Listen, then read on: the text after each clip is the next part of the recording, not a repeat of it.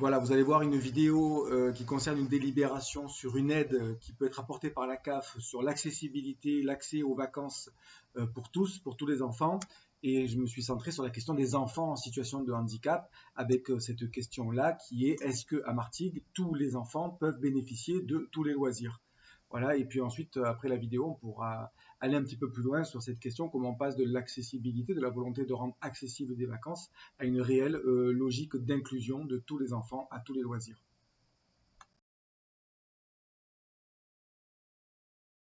Monsieur, moi j'ai une petite observation sur la question de l'accessibilité des vacances pour tous, notamment sur la partie des enfants en situation de handicap. Je trouve ça important que tant mieux si la CAF elle permet d'avoir l'ambition de rendre ça plus accessible. Je pense qu'il faut aussi les rendre plus inclusifs et je sais que c'est une ambition partagée. Là, c'est peut-être pas le lieu du débat, mais ma question, parce que finalement cette aide apportée là par la CAF, c'est que l'ombre d'une réflexion sur le sujet. Hein, c'est jamais qu'une petite aide.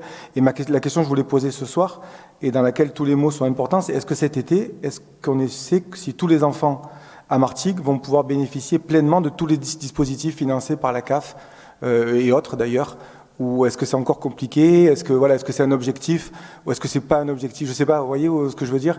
Est-ce que c'est un objectif partagé et si c'en est un, est-ce qu'il est atteint ou en cours d'amélioration? Merci. Voilà, donc c'est pas une question piège que je posais à la majorité qui a répondu honnêtement, et moi-même j'ai pas la réponse à cette question-là, mais elle est fondamentale, elle est structurante, elle devrait être structurante de toutes les politiques publiques, c'est comment est-ce qu'on rend tous les lieux publics accessibles à toutes les personnes, y compris en situation de handicap. Là, je parlais des enfants, et notamment des enfants, vous avez compris, qui sont porteurs de troubles envahissants du développement ou d'autisme, en tout cas, où dont le comportement est compliqué et nécessite une véritable modification du milieu pour qu'ils puissent être accueillis pleinement et totalement dans les colonies, les centres sociaux, etc., qui puissent bénéficier de toutes les vacances au même titre que n'importe quel enfant. Voilà. Et cette question-là, elle est fondamentale et elle nécessite de passer d'une logique intégrative, une logique centrée sur la personne, à une logique inclusive qui est centrée sur le milieu qu'il faut absolument modifier. Donc oui, il va falloir un jour modifier complètement le déroulé d'un centre social, d'une colonie de vacances, d'un centre aéré, etc., pour que tous les enfants puissent bénéficier de tous les temps au même titre que tous les autres enfants. Vous voyez? Et donc ça, le premier constat qu'on peut faire, c'est que c'est très difficile de répondre à la question que j'ai posée, est-ce que tous les enfants vont bénéficier, puisque de toute façon, on ne le saura pas, puisque de mon point, je pense, qu'une grande partie des familles renoncent à inscrire leurs enfants au centre aéré ou au centre social ou quoi, avant même qu'on leur ait dit non. Pourquoi? Parce que toute l'année, ils ont essuyé des refus.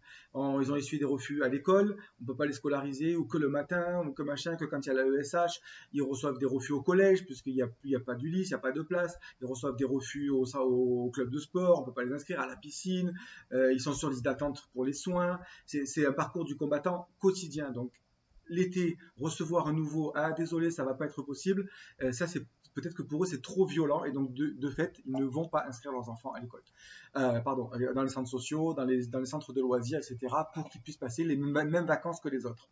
Et donc, pour comment ces enfants-là pourraient passer les mêmes vacances que les autres, ça voudrait dire qu'il faudrait modifier complètement l'organisation et la préparation des séjours, des centres aérés, etc.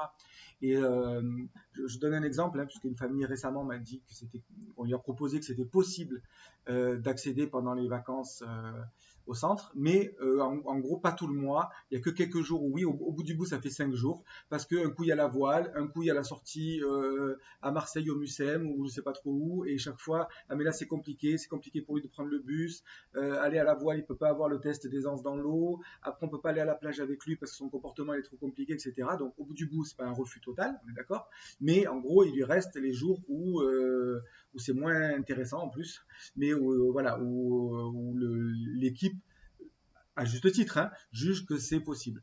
Donc, pour que cet enfant-là puisse bénéficier de toutes les mêmes vacances que les autres, eh bien, ça veut dire qu'il faut quoi? Ça veut dire qu'il faut, le jour où on va à la voile, il faut s'assurer qu'il y a un bateau qui est adapté à son handicap. Je crois que ça existe d'ailleurs, à Martigues, il y en a un en plus, avec un équipage spécial, si c'est de l'accessibilité qu'on veut faire, ou alors renoncer à cette sortie-là et dire, ben voilà, nous, pour que tous les enfants puissent passer les mêmes vacances ensemble, on n'aura pas ce type de loisir-là parce qu'il n'est pas accessible à lui et à votre enfant, et du coup, on fera autre chose à la place. Vous voyez, c'est-à-dire c'est rentrer dans une logique complètement différente, c'est qu'on prépare en amont complètement les vacances en fonction des enfants qu'on va accueillir.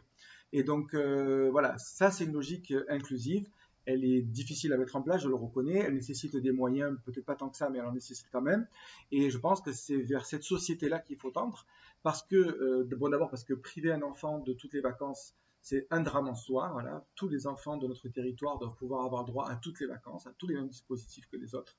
Mais aussi, c'est priver les autres enfants, ceux qui ne sont pas en situation de handicap, les enfants ordinaires, je les appelle comme ça, de la présence de leur copain qui, lui, est autiste ou a des troubles envahissants du développement ou a un fauteuil roulant, etc., etc.